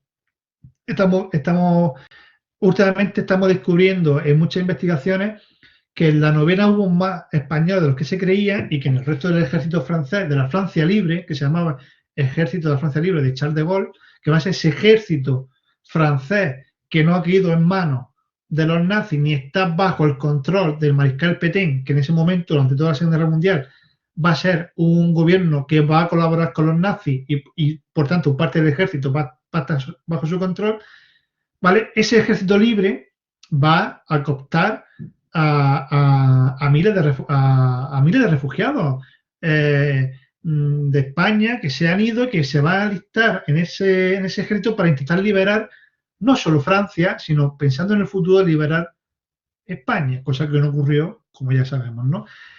Uno de estos protagonistas es Rafael Gómez Nieto. Rafael Gómez Nieto murió el año pasado en plena pandemia, si no recuerdo mal, murió en marzo. No recuerdo ahora mismo si murió por coronavirus, pero yo creo que sí. Pero hace justo un año, creo que mañana o pasado hace un año, que falleció. Este almeriense, ¿vale?, nace en Adra, su padre se encuentra trabajando en Adra, pero él es de Roquetas, es decir, toda su familia es de Roquetas, en fin, su padre era carabinero, es decir, una especie de policía, ¿no?, de la República, y su destino al final pues lo lleva a Adra y a él le hace nacer en Adra, pero él es oriundo de Roquetas, todas las familias de Roquetas, y él va a estar viviendo entre Adra y Roquetas, ¿no? Bueno, vive su vida apaciblemente hasta que estalla la guerra, ¿vale? Y su padre es trasladado a Barcelona, ¿vale? Él está viviendo entre Roquetas y Adra, pero cuando estalla la guerra lo mandan destinado a Barcelona, y él, con 16 años, se quiere alistar en el ejército, ¿vale? Él quiere combatir por defender la República, quiere estar con su padre en el cuerpo de carabineros, pero, bueno, debido a la edad, que tiene 16 años, pues le impiden, en el año 36, 37, le impiden alistarse en el ejército. Cuando cumple 17 años, se va a beneficiar de lo que se llama la Quinta del Biberón, que es la última leva, el último reclutamiento de jóvenes en la República, de gente de 17, 18 años. Él va a entrar como carabinero, apenas va a participar en la guerra, porque al final él se alista en el cuerpo de carabineros. No va a estar en el frente, sino en la retaguardia, pero haciendo labores también dentro del ejército republicano. Le va a pillar muy pocos meses la guerra y al final tiene que irse a Francia con el resto del ejército republicano y su familia. Su padre se va a traer toda la familia de Roqueta, se va a llevar a Barcelona y evidentemente toda la familia huye hacia Francia en el año 39. Las familias van a ser separadas, ¿vale? Es decir, no van a poder seguir juntas. Toda su familia, su madre, su hermana, que muere en Francia, ¿vale? En una riada, según cuenta él, y sus tías políticas, que David Villanueva, que son muchos de los que yo he enseñado antes aquí tenía el expediente de algunas de las familias de Rafael Gómez Nieto, de su padre, y de su madre y de sus tías, ¿vale? Y él, bueno, van a ser encerrados en un campo en varios campos de concentración, en Argelès, luego va a pasar por Bran, ¿vale? Y bueno, ahí se va a quedar unos meses sin saber muy bien, junto con su padre, sin saber muy bien qué hacer, se alistarse en el ejército, salir a España, en fin. Tuvo la suerte de que un tío suyo sale desde Roqueta hacia el norte de Argelia y él, con esas gestiones, él tenía casa en Argelia, lo tenía de antes y bueno, tiene esa suerte de que consigue que toda la familia Gómez Nieto y Cañada, y Villanueva Cañada, salgan de los campos de concentración y de los centros de alojamiento que están en Francia y consigan reunirse a final del año 39, principio del año 40, en Argelia, ¿vale? En Argelia, pues bueno, allí él va a trabajar como zapatero, como aprendiz de zapatero, y el resto de la familia pues va a trabajar y subsistir como puede. Aquí también es importante resaltar los lazos de solidaridad que se crean entre los refugiados, ¿no? Que se ayudan unos a otros a comer, a tener una vivienda, a tener una vestimenta, un trabajo, comparten gastos, ¿no? Que estas redes solidarias también son importantes a la hora de entender el siglo republicano y la supervivencia de esta gente, ¿no? La Segunda Guerra Mundial, bueno, pues estalla, ya sabéis que entre mayo y junio del año 40 estalla la Segunda Guerra Mundial, bueno, en septiembre del 39, pero entre mayo y junio Alemania invade Francia y el ejército francés se disgrega. Como os decía, parte del ejército francés va a salir hacia Inglaterra a través de Dunkerque. Hay una película muy buena que se llama Dunkerque, que es de hace un par de años, que si estáis interesado en el tema os recomiendo que veáis porque explica cómo toda esta diáspora del ejército aliado, de ingleses y de franceses, tienen que huir rápidamente de Inglaterra ante el avance de las tropas nazis, ¿no? Bien, él, en esta vorágine de confusión sobre si Francia ha caído, si está bajo el nuevo gobierno de Vichy, que es decir, donde se pone la sede, se pasa de París a Vichy o de Francia, el gobierno bajo el general Pétain, que es colaboracionista con Alemania. En esta confusión, pues bueno, las tropas de la Francia Libre empiezan a acosar a las tropas de la Francia colaboracionista. Y en esta confusión, esta vorágine, muchos españoles se pasan de Argelia, de esos campos de concentración que hemos hablado, se escapan, o de esas ciudades donde estaban viviendo, en Orán, en Yelfa, escapan, ¿vale?, del control de la administración francesa y se pasan al ejército de la Francia Libre. Y allí, poco a poco, fundamentalmente a partir del año 43-44, se van a crear unidades especiales, ¿vale?, para atacar conquistar los territorios que eran franceses, entre ellas las colonias. Una de ellas va a ser la compañía donde vamos a tener a Rafael Gómez Nieto, pero también vamos a tener a José Góngora, también, por ejemplo, que era otro almeriense, a Zubieta, es decir, a mucha gente, ¿vale?, que tenía experiencia combatiendo la guerra civil y otra que simplemente quería huir de la situación que tenían como refugiados y, bueno, poner su grano de arena en la lucha por la liberación de Francia y en la derrota del fascismo y del nazismo, ¿no? Uno de ellos es Rafael Gómez Nieto. Rafael Gómez Nieto va a participar en varias operaciones que van a liberar Argelia, el Marruecos francés o Túnez, ¿vale? Va a guerrear contra los nazis en el norte de África, ¿vale? Y una vez que han sido derrotados los nazis en el norte de África, ¿vale? Esta unidad se va a trasladar hacia Inglaterra. Y en Inglaterra se van allá a, de alguna forma, integrar dentro del ejército aliado, donde ya está Estados Unidos, está Francia, Inglaterra, Canadá y muchos, también están los soviéticos en el otro lado, ¿no? Pero se va a integrar dentro del ejército aliado y la compañía de Gómez Nieto, es lo que se llama la 9 y la 9ª, va a saltar de Francia, de Inglaterra a Francia, y desde ahí va a participar en muchas de las operaciones que liberaron muchas ciudades del noroeste de Francia, ¿no? Especialmente pues, de toda la zona de Bretaña, la zona más pegada a Inglaterra.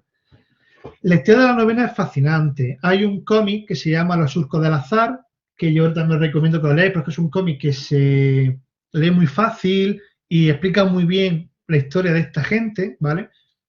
Y va a ser muy interesante porque en este avance de las tropas aliadas, los republicanos españoles van a ser los que lleguen a París el 24 de agosto de 1944 y sean ellos, ¿vale? Junto con las fuerzas de resistencia, esos grupos de resistencia que os explicaba antes, que estaban dentro de Francia, que estaban boicoteando operaciones nazis, ¿vale? Asaltando trenes, reventando vías de trenes, capturando a soldados, ¿vale? En esa conjunción, en esa unión de fuerzas, pero fundamentalmente la llegada de los tanques de la 9ª, van a provocar que ellos, los republicanos españoles, sean los primeros en entrar en Francia, los que entran en el Ayuntamiento de París, y cuando llega el resto de las tropas aliadas se van a encontrar con que París ya ha sido liberada gracias a una compañía de unos pocos hombres, pero muy valerosos, que es lo que se llama la 9ª, y entre ellos estuvo Rafael Gómez Nieto. Insisto, que aunque nace en Adra por circunstancias laborales de su padre, toda su familia y gran parte de su vida, de su adolescencia, va a transcurrir en Roquetas de Mar, ¿vale? Es simplemente una de las historias que quería resaltar de este paisano vuestro, y ya acabo, ya sé verdad que ya me he extendido más de lo que quería, con dos imágenes que os decía antes que no están alejadas en el tiempo. Es decir, que lo que ocurrió en el año 39, ¿vale? Sigue ocurriendo hoy en día. Esta imagen es de una madre con los niños en febrero del 39.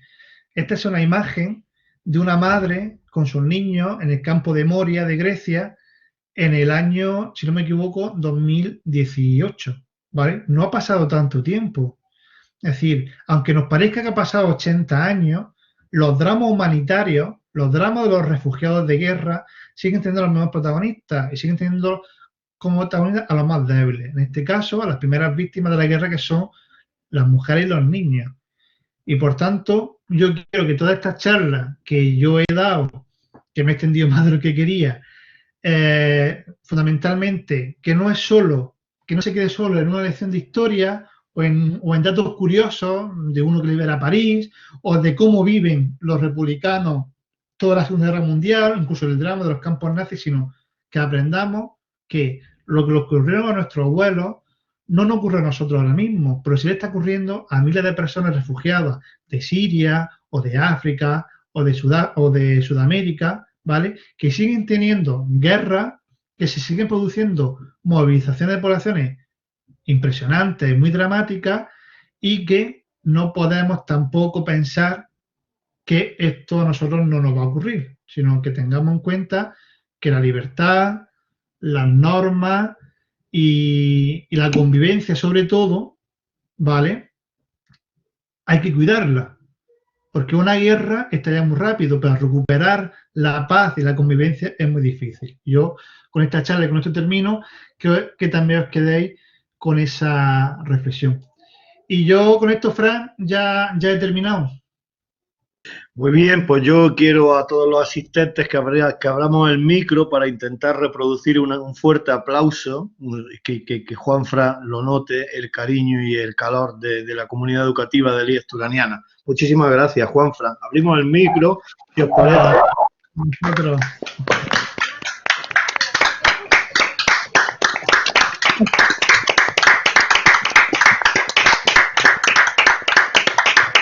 Gracias. Muchísimas